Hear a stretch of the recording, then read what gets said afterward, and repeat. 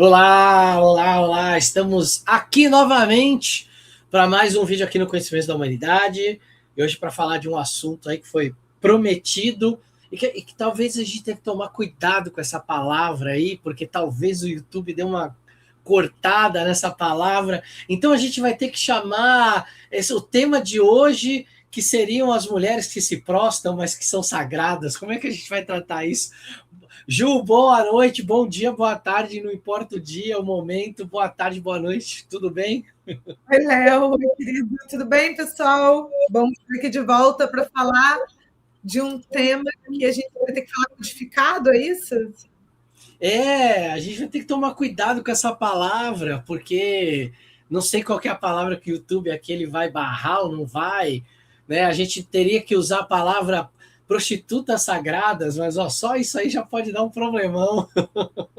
Mas a gente não vai ter jeito, a gente vai ter que falar de sexo, a gente vai ter que falar de erogamos, a gente vai ter que falar de prostitutas sagradas, vai ter que falar de deusas que estão ligadas a essa história, que o YouTube, então, deu uma censurada, paciência, problema dele, né? É, vamos ver, vamos tentar, né? Essa sociedade púdica que a gente vive.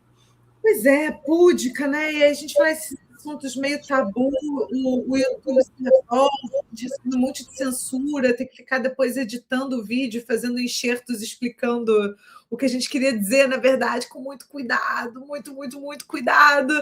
Mas eu vou tentar ser mais cuidadosa aqui.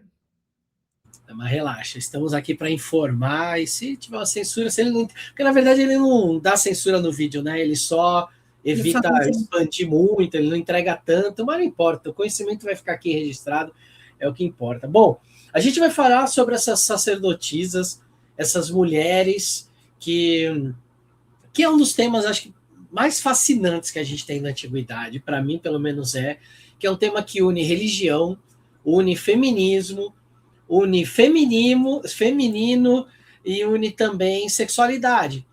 Então, talvez a gente podia começar explicando essa questão do sexo como rito de fertilidade. O que você acha?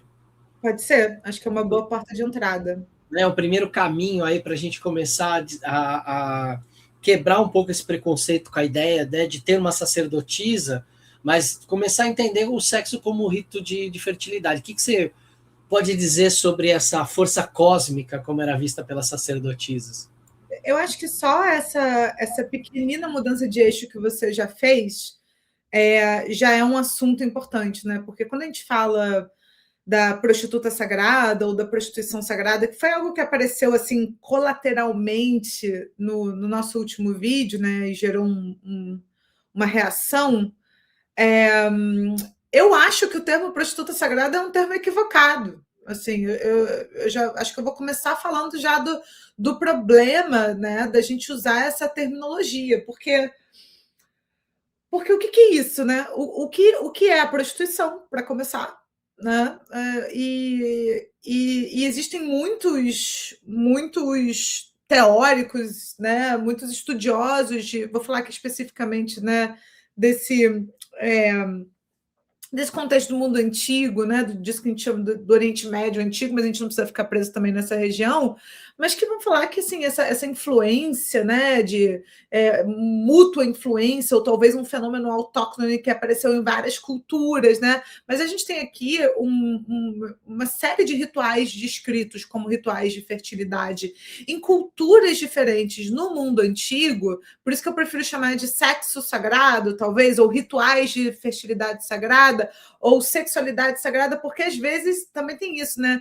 A gente chama de sexo sagrado, mas às vezes nem sempre era exatamente o sexo, né, que acontecia ali. Então, a gente tem uma variedade tão grande desse fenômeno do que era um serviço sacerdotal vinculado à fertilidade, à promoção da fertilidade da terra, à promoção da fertilidade do reino, dos corpos, né, da abundância da agricultura, tudo isso, né? A fertilidade aqui é a fertilidade dos corpos, né, da reprodução, né, das pessoas, das mulheres gerarem crianças, mas também é a fertilidade do campo, do trigo, né, dos alimentos, é a fertilidade também dos animais, para que eles possam ser mais fecundos e produzir mais leite, né? A gente tem aqui a fertilidade em vários sentidos da vida do mundo antigo.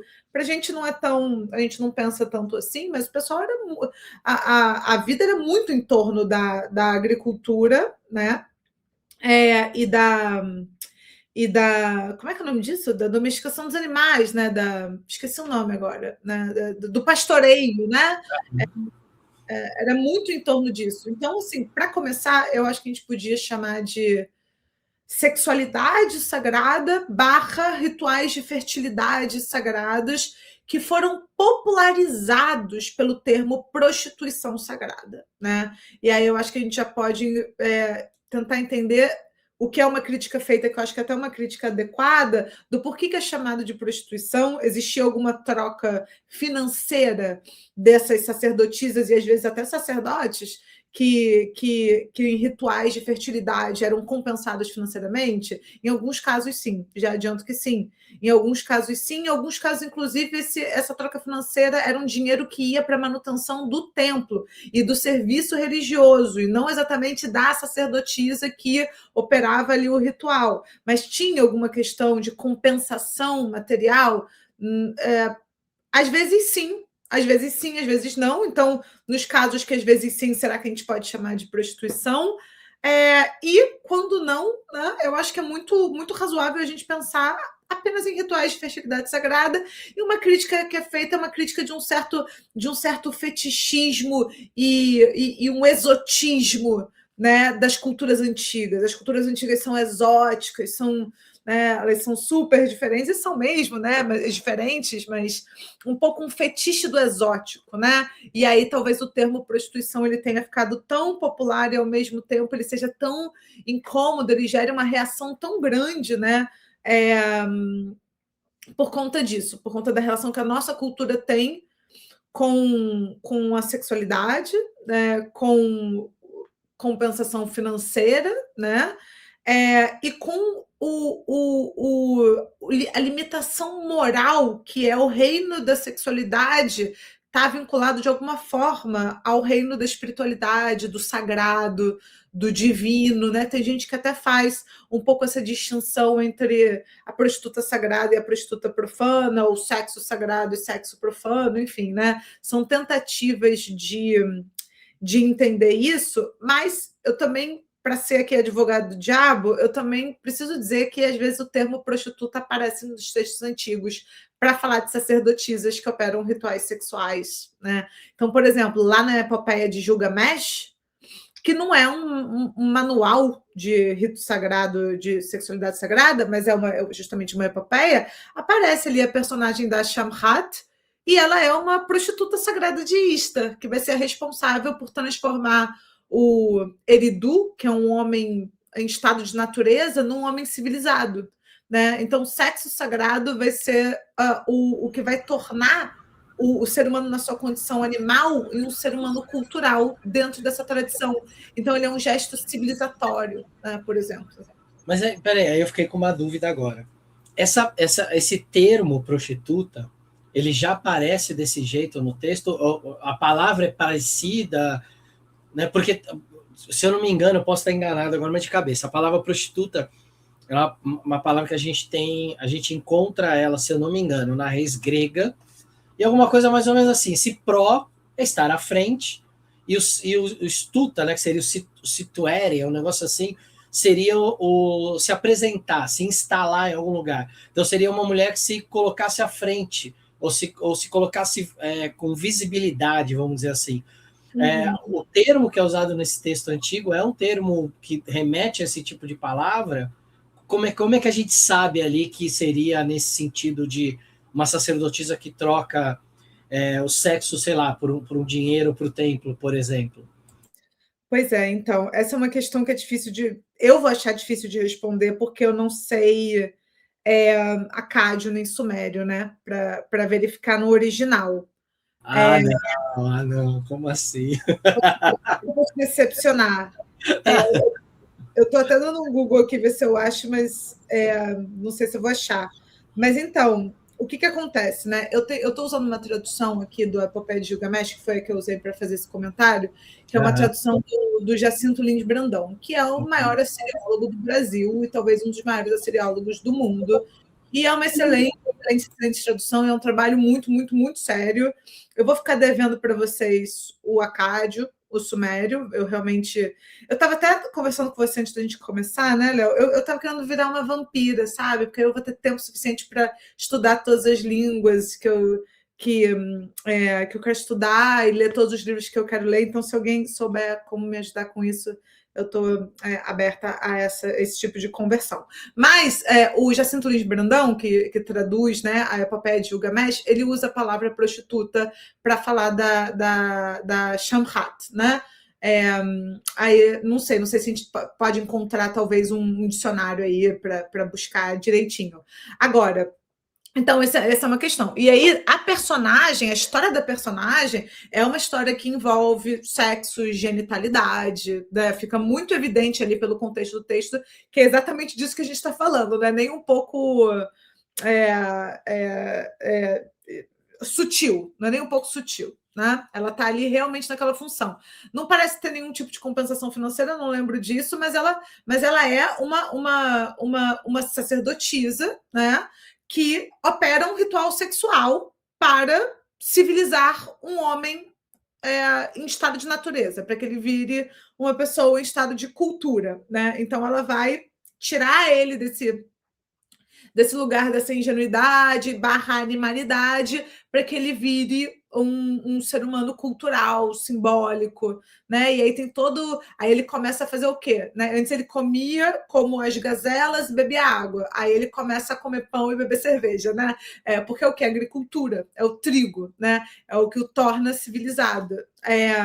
Então ela é chamada de prostituta. Agora, no grego, que eu já sei um pouquinho, né? Já dá para entender isso um pouco melhor. A gente tem uma série de traduções que me parecem.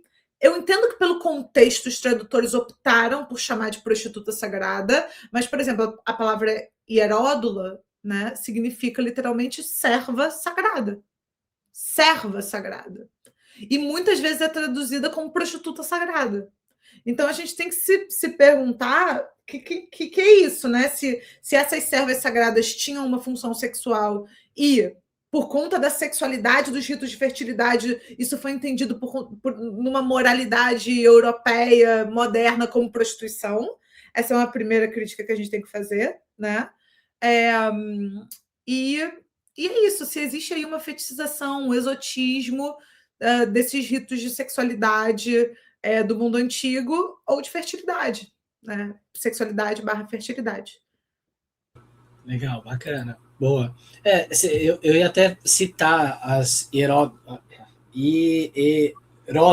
né? Que eram. A gente vê muito elas sendo citadas quando a gente vai falar de Afrodite, né? Seriam servas sagradas do templo de Afrodite, né? Mas e aí a galera vem e talvez tenha muito de uma visão meio anacrônica da gente, né? Se é uma sacerdotisa que lida com uma energia como, por exemplo, sei lá, como Inanna, que tem ali uma coisa de um sexo sagrado e divino, ou Afrodite, que é uma deusa do amor e fala de um amor carnal também. Então, quando você lê esse negócio de servas sagradas que atendiam os viajantes, será que isso não tem um pouco de anacronismo aí também, de trazer isso para uma coisa? O que eu quero dizer assim, na real, a gente sabe que existiam ali os ritos sexuais, que eles eram sagrados, mas eles tinham um porquê ocorrer, né?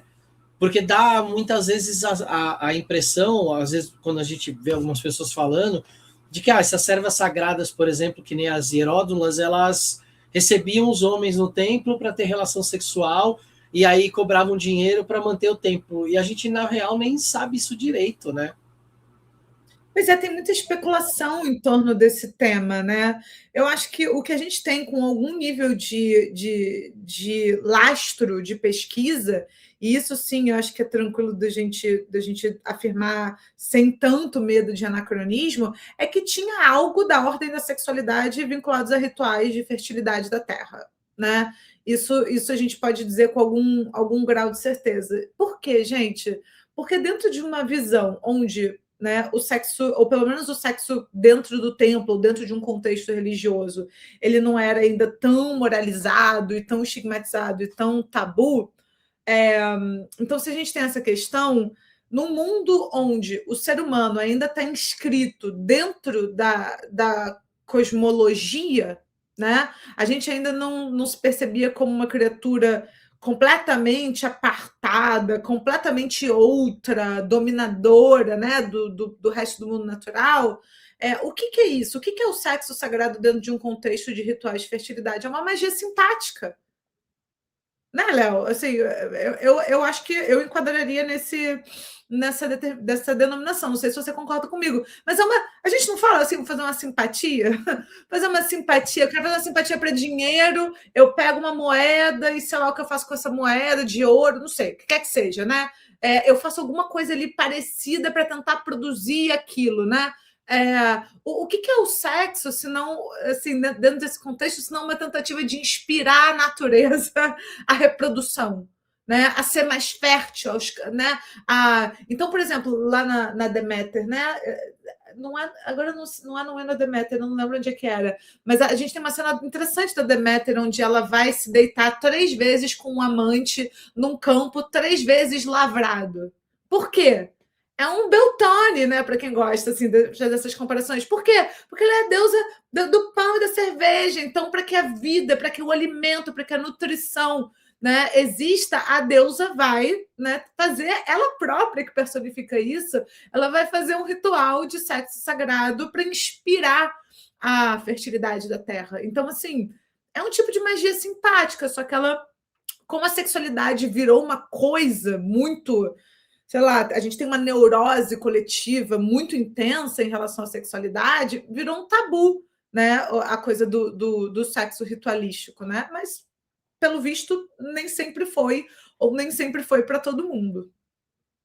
Eu estava lendo um texto antes da gente gravar, e esses dias eu estava dando aula de esoterismo oriental numa pós-graduação, olha que bacana.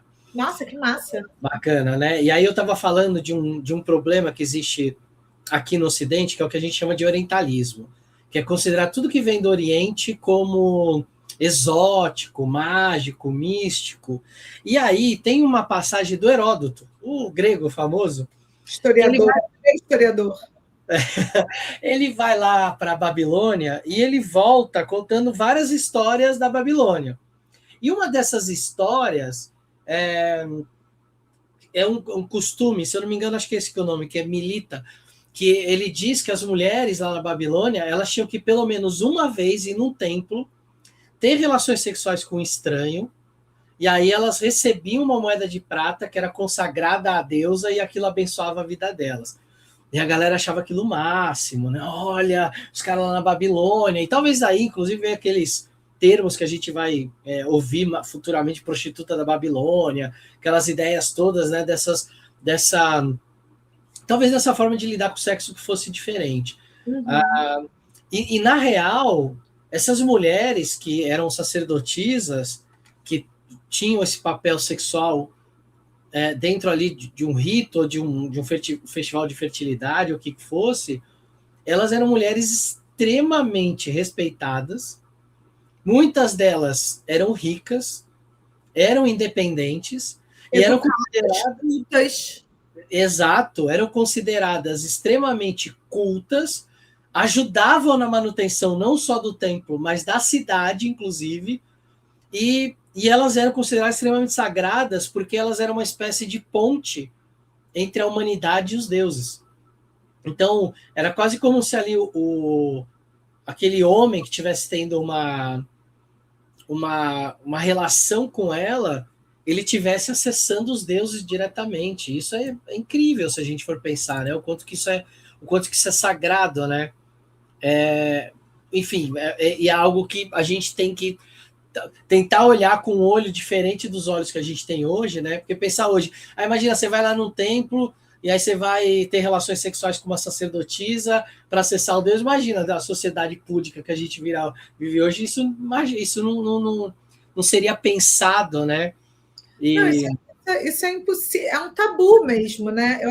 Assim, eu acho que uma das coisas interessantes que aconteceu como efeito do último vídeo que a gente gravou sobre Sara foi uma certa reação nesse sentido, quando eu levantei a questão da Sara ser desejada por Abimeleque, pelo rei do Egito. Abraão e Sara falam que eles são, na verdade, irmãos, e ela vai com eles para a casa deles, né? E o texto deixa ali muito claro que assim, só não acontece nada, né, em termos de relação, né, de sexualidade, da relação sexual entre eles, porque Deus intercede em 45 do segundo tempo, né? E aí tem um trabalho acadêmico, tem uma série de trabalhos sobre isso, mas tem uma autora, né, que ela vai... Eu acho que o nome do livro é Sara, Alta Sacerdotisa, depois eu posso botar essa referência aqui para vocês. Mas ela vai desenvolver toda uma ideia, toda uma hipótese de que a personagem literária Sara, lembrando que eu não estou trabalhando com esses livros como se eles fossem verdades reveladas, eu não tenho essa relação com esses textos, eu trabalho como literatura mesmo, né? Mas a personagem Sara representa uma transição de um tipo de moralidade, né? Uma moralidade desse mundo antigo que está em transição, né? Dentro da constituição de uma nova moralidade que vai ser feita dentro, né, do contexto do povo israelita, né? E a gente vê certos resquícios dessa confusão, né? desse habitar entre dois mundos, né? Então a gente vê, por exemplo, a questão de Abraão e Sara serem irmãos, meio irmãos, que seja, né? A questão do Abimeleque e do rei do Egito, a questão deles, do casal Abraão e Sara, não parecer ter muito problema com ela se colocar naquela posição para que eles fiquem ali numa situação um pouco mais segura, né?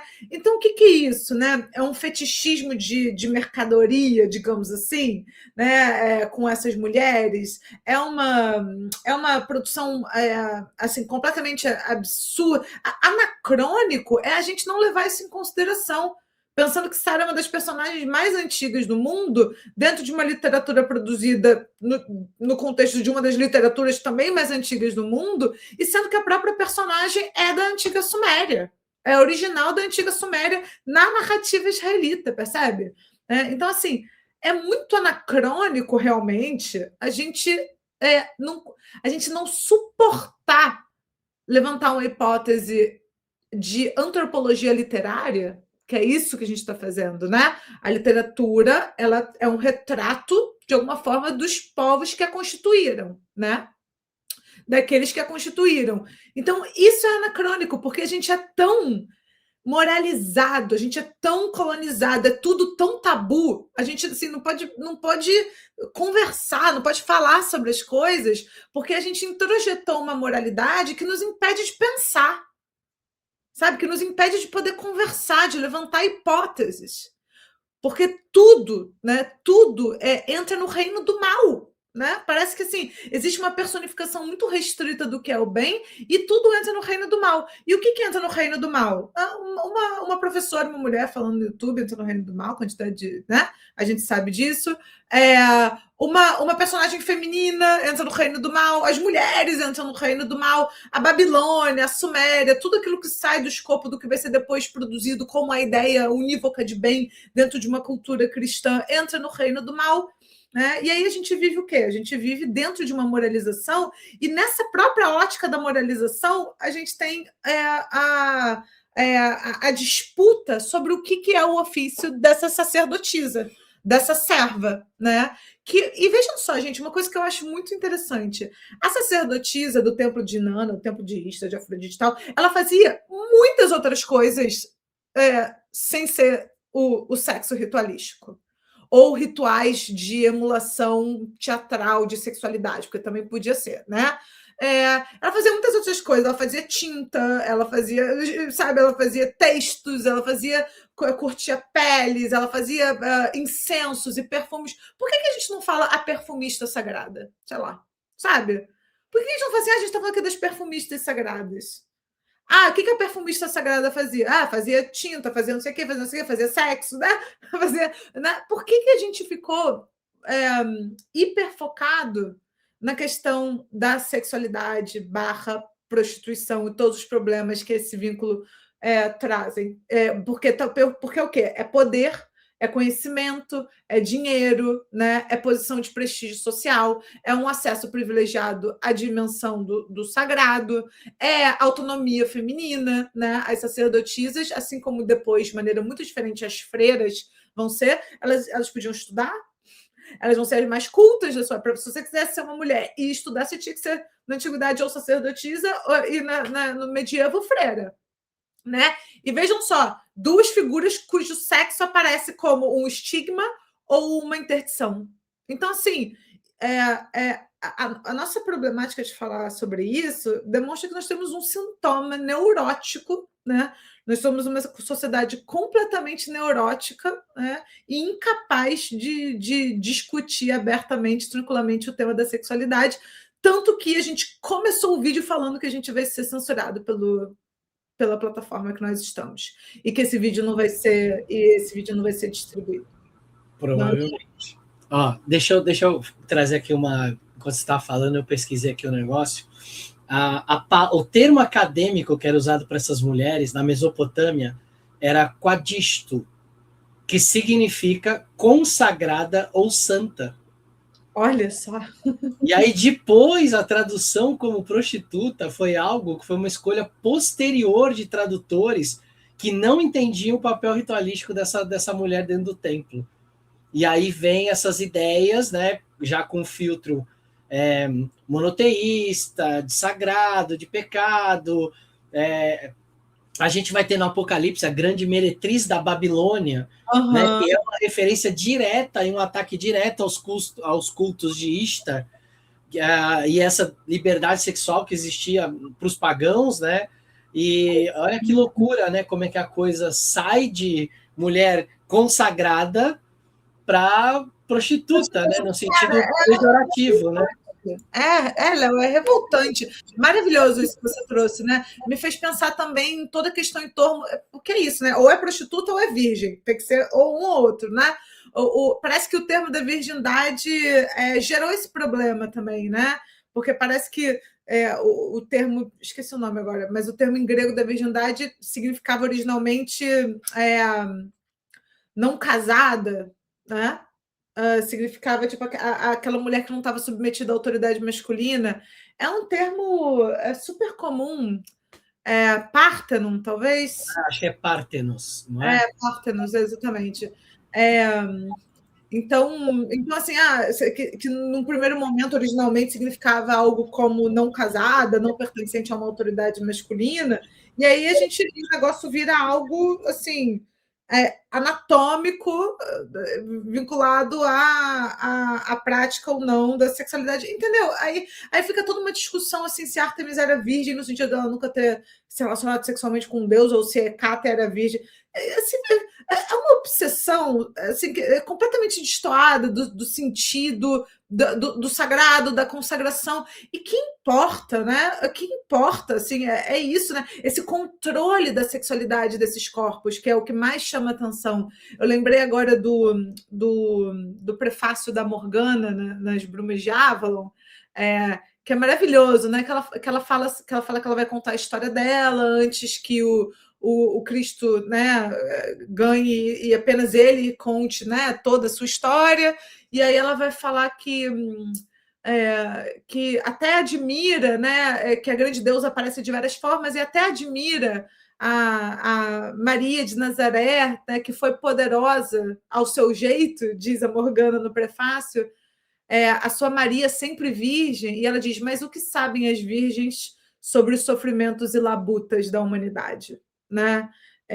Então, assim, o que é uma crítica interessante a essa idealização de uma pureza, né? a esse corpo que, para ser sagrado, ele precisa ser assim, plenamente destituído de qualquer marca, né? de maturidade, de vida de uma mulher adulta, enfim, né?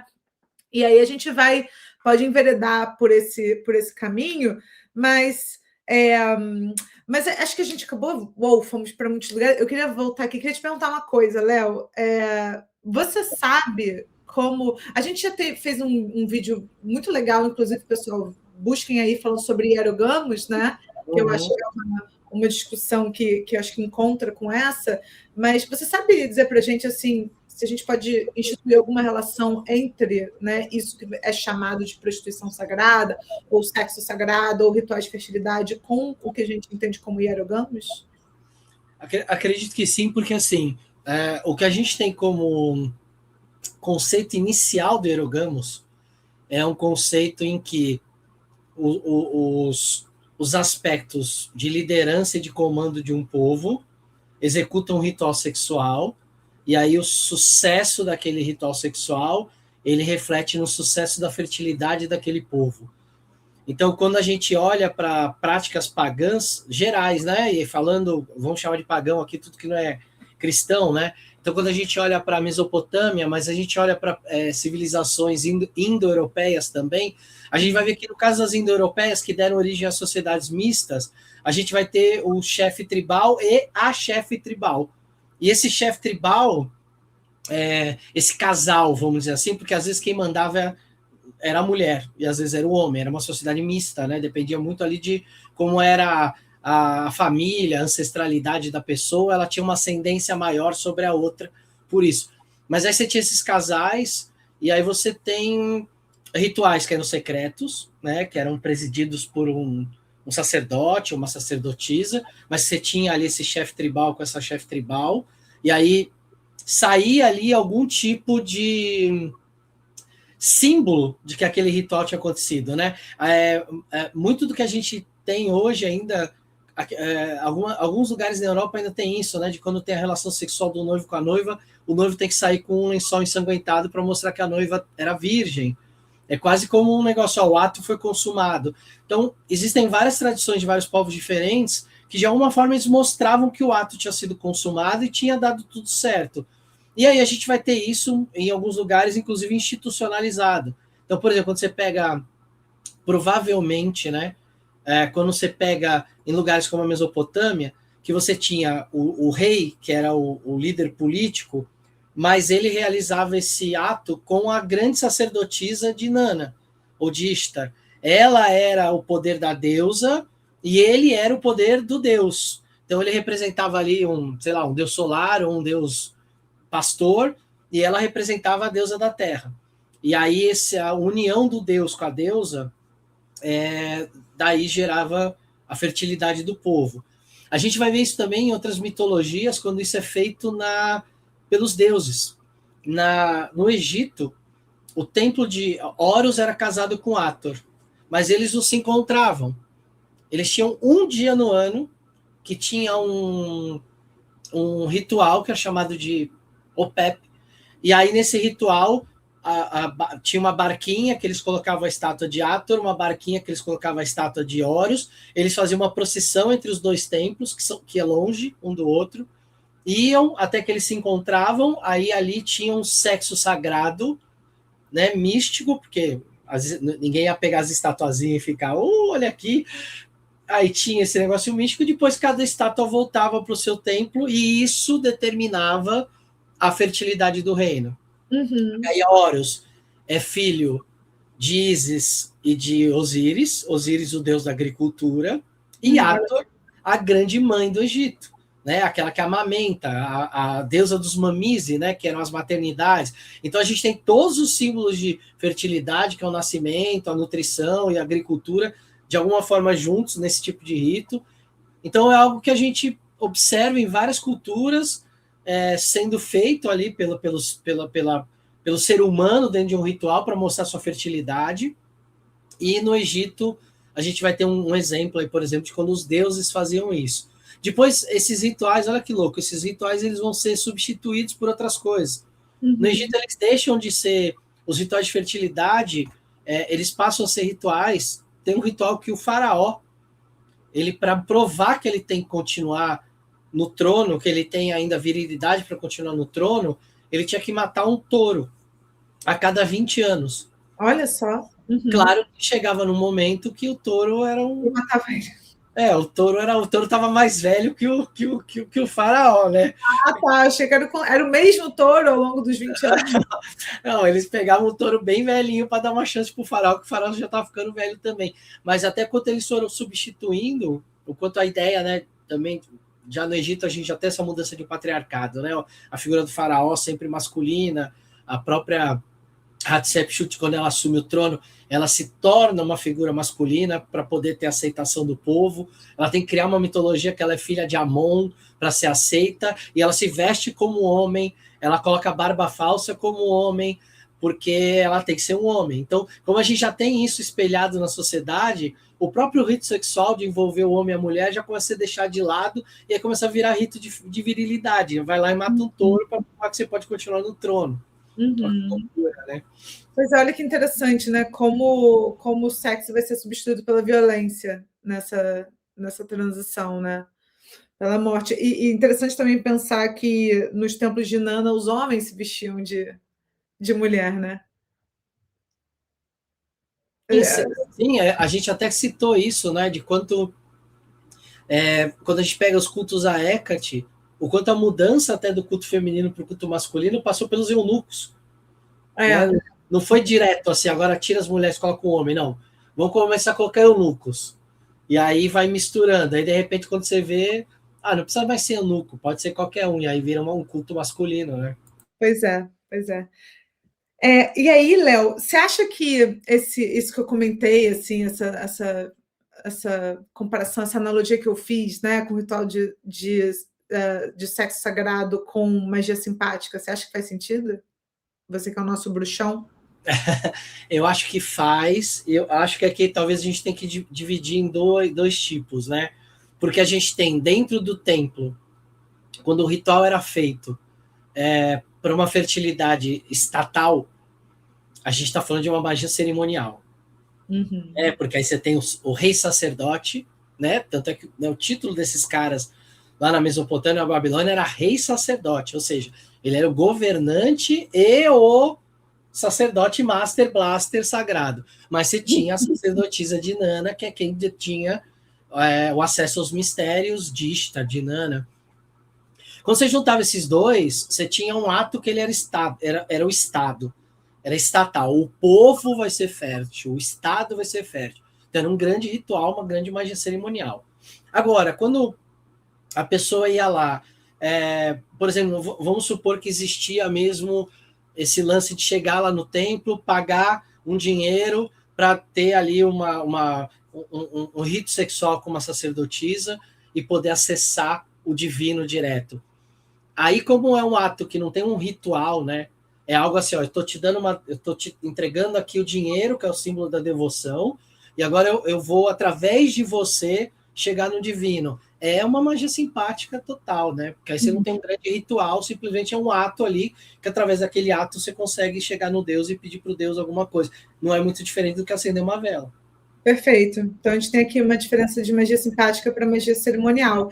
Depende um pouco da escala, né? Eu acho que eu estou entendendo. É isso. Acho que você tem um grande ritual, né? Eu lembro, há muitos anos atrás, eu li um livro, eu nem sei se isso é verdade ou não, mas de um antropólogo falando de povos em que eles juntavam vários casais, inclusive de tribos, para fazer. Então, aí já se torna uma magia cerimonial. Você tem alguém que preside aquilo, que faz aquilo. Para quem gosta disso, para quem assistiu De Olhos Bem Fechados, do Kubrick, aquela cena ali que a gente está vendo quando o Tom Cruise está ali infiltrado ali naquela sociedade secreta, aquela cena que está acontecendo ali dentro, aquele ritual, é um hierogamos que vai acontecer. Então é um ritual sagrado que vários casais vão praticar o ato sexual para entregar prosperidade para aquele grupo. E aí, em práticas modernas, inclusive, é dito que são 13 casais. Então, você tem o casal que é o sacerdote e a sacerdotisa, que representa o centro do círculo, e os outros 12 casais para representar cada um dos aspectos zodiacais. Então, como se aquele ritual trouxesse todos os poderes do zodíaco para dentro daquele grupo ali, ou daquela população. Aí você está falando de uma magia cerimonial mesmo. O pessoal está comprometido com a abundância, né? Literalmente, é abundância para cá, abundância para lá. E aí gera riqueza, gera Gera abundância. riqueza, gera riqueza. Ai, meu Deus, tentei sustentar aqui a seriedade, mas não deu. Ah, não dá, né? A gente tentou, o assunto é sério, mas A gente pode rir um pouquinho, né? Só um pode pouquinho. rir um pouquinho, pode rir um pouquinho. Bom, eu acho que na real a gente tem uma imagem de grandes sacerdotisas, mulheres sagradas, santas, como a gente viu pela palavra, e que deviam ter várias funções diferentes, como qualquer sacerdote tem, né, de cuidar do templo, de limpar o templo, de cuidar dos deuses, de cuidar da estátua lá que representa o Deus, mas também devia ter essas funções de trazer algum tipo de fertilidade, de pureza, e o sexo estava associado a isso diretamente, né?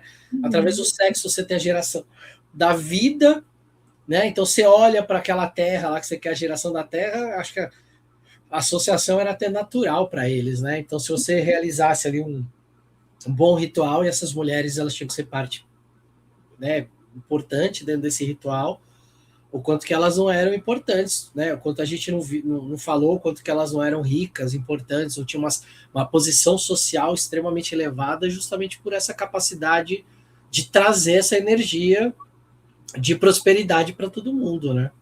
Perfeito, perfeito. E é muito interessante quando a gente vê as leis, né?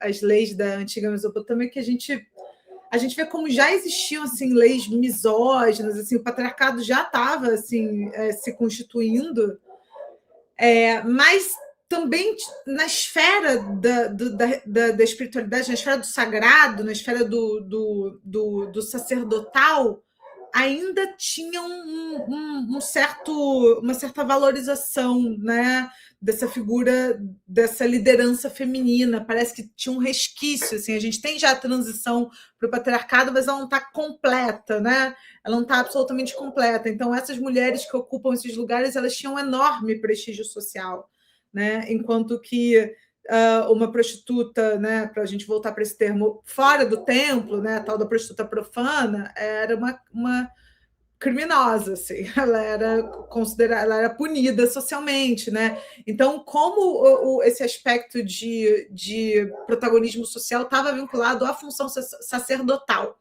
né?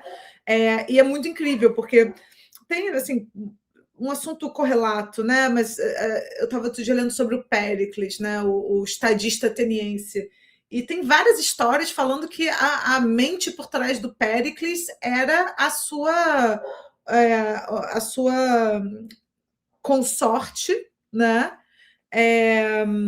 Que era uma mulher desassociada de qualquer tipo de lei patriarcal em relação à relação de mulheres com homens e sexualidade, né? Então, e ela era assim entendida como uma mulher profundamente culta, muito estudada, inteligentíssima, riquíssima, né? Então parece que essas mulheres que vão escapulindo de alguma forma no começo da história do patriarcado, da autoridade masculina, a gente tem uma brechinha para ver o que foi um dia esse protagonismo feminino em sociedades não patriarcais, né? É claro que, de novo, a gente tem que fazer o exercício de botar essa lente e de ter um certo cuidado com o anacronismo, mas está lá, né? A gente tem uns resquícios assim dessa fresta na história, né? Na história das nações patriarcais, para a gente ver um pouco como o que era diferente, né? E aí, acho que um último comentário que eu tenho, Léo, quando a gente, pegando de novo a epopeia de Gilgamesh, né? Esse exemplo que eu dei da sacerdotisa e do Enkidu, que é esse homem feito de terra, que é um homem em estado de natureza, que depois vai ser civilizado para vai virar amigo do Gilgamesh, amigo barra amante do Gilgamesh, né? A gente tem, tanto na Bíblia, né, na história bíblica, quanto na epopeia de Gilgamesh, a sexualidade, porque não aparece exatamente com essas palavras, mas no texto bíblico a gente costuma interpretar que comer do fruto do conhecimento do bem e do mal está vinculado de alguma forma à sexualidade, né? Porque a gente tem a consciência da nudez, a consciência da genitalidade, eles vão lá e se cobrem, né? Então tem toda uma interpretação que tem algo da sexualidade ali, né? Naquela uma espécie de decadência desse paraíso, né? Agora, se, né, na interpretação corrente que a gente tem no texto bíblico, essa decadência é uma decadência moral, então a saída do paraíso, a expulsão do paraíso, significa uma espécie de corrupção, né, da alma, na epopeia de Gilgamesh. E vejam só, o Enkidu também é um homem feito de terra, assim como Adão, e ele também é tirado do seu estado de natureza, que é puro. Mas não é porque ele foi corrompido, não é porque teve uma decadência moral. O sexo, né? O sexo não é entendido nesse sentido. É porque a gente sai do estado de natureza para ir para o estado da cultura. A gente deixa de viver na selva para formar cidades, né? Então, assim, o Enkidu ele vai sair do estado de natureza para ser civilizado, né? Adão e Eva, eles também vão entrar no processo, né? Eles vão trabalhar, né? Vai ter toda uma história deles, mas essa saída do estado de natureza é percebida como uma decadência moral. Então, é muito interessante a gente ver que o que essas narrativas têm em comum? Saída de um estado originário, né? Mas para uma isso é uma decadência moral e para outra isso é um processo de civilização, né? de tornar-se um ser cultural, um ser civilizado. E aí a gente vê como a chave de leitura está na neurose sexual, eu diria assim. Né? Porque a diferença é essa, se vê como um bem ou como um mal. Acho que para a gente fechar, você falou de tudo isso, me lembrou de uma coisa. O Nicolas Flamel, aquele alquimista que foi super famoso, e é dito, né, que ele teria chegado na Pedra Filosofal, né, até porque é um cara que gerou ali um mistério, é um cara que fundou não sei quantos orfanatos, não sei quantos hospitais, e o cara não era rico, ele arrumava dinheiro, então todo mundo... E ele falava que ele conseguia transformar chumbo em ouro.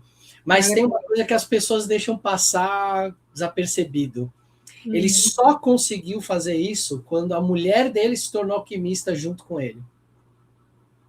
E aí, eu conversando com um professor antigo meu de alquimia, um espanhol, ele mora em Barcelona, ele também é alquimista, e ele falou para mim, Léo, eu só consegui meus grandes avanços dentro da alquimia quando a minha esposa começou a participar dos experimentos junto comigo no meu laboratório. E ele falou o quanto que é importante para a alquimia o casamento alquímico. Olha que lindo. Que é um hierogamos literal e simbólico também. E aí eu achei isso muito legal, porque aí depois ele falou, dá uma lida na história do Nicolas Flamel. Eu fui ler e é real mesmo, sabe? Foi a hora que a mulher dele entrou na parada que a coisa começou a acontecer. Que lindo. A importância desse hierogamos aí, simbólico na alquimia ocidental, mas que ele disse que também é literal, porque é um casamento real, né? Casamento que tem ali né, a relação da carne também, né? Não é só a relação do espírito, né? Então, mas a alquimia contemporânea é simbólica, não? Ou o pessoal ainda está tentando transformar chumbo? Ainda assim, é que a espagiria, que é que você faz com plantas, com ervas, é mais fácil, né? Então, muita gente faz ainda, consegue fazer, eu mesmo já mexi com isso. Agora, quando você entra para metalurgia, quer mexer com os metais, aí é treta. Porque aí você precisa de um puta de um laboratório com um monte de coisa, e aí já começa a ficar bem mais difícil. Você tem que dominar a espagiria para depois chegar nela. Então, hoje em dia, na real, quase ninguém faz isso porque não consegue mesmo. Não consegue ter o tempo que precisa, não consegue montar o laboratório do jeito que precisa, não consegue dominar a espagiria para depois ir para a metalurgia. É um avanço grande ali até você chegar nessa parte dos metais. Então, acho que hoje a gente acabou transformando muito na questão simbólica, porque na real, na prática, é muito difícil. É bem difícil. É o que dá. Vamos se transformar por dentro para a gente não precisar de ouro, para precisar menos de ouro. Pelo menos o espírito evolui, né? A menos a conta bancária, mas o espírito evolui. Pois é, né? Uma outra alternativa são os rituais de fertilidade para aumentar essa conta bancária. Também pode ser, é uma forma de aproveitar e fazer uma magia simpática ou cerimonial para aumentar a abundância da sua conta bancária. Pegar essa vassoura de bruxa e varrer, né? Na cima também é ritual de fertilidade, hein, gente? Total. Muito bom, Ju. Acho que a gente conseguiu falar de tudo que a gente queria aqui hoje. Falar dessa coisa, né, do ato sagrado sexual ali feito por sacerdotisas, por mulheres sagradas, mulheres santas, como a gente viu aqui.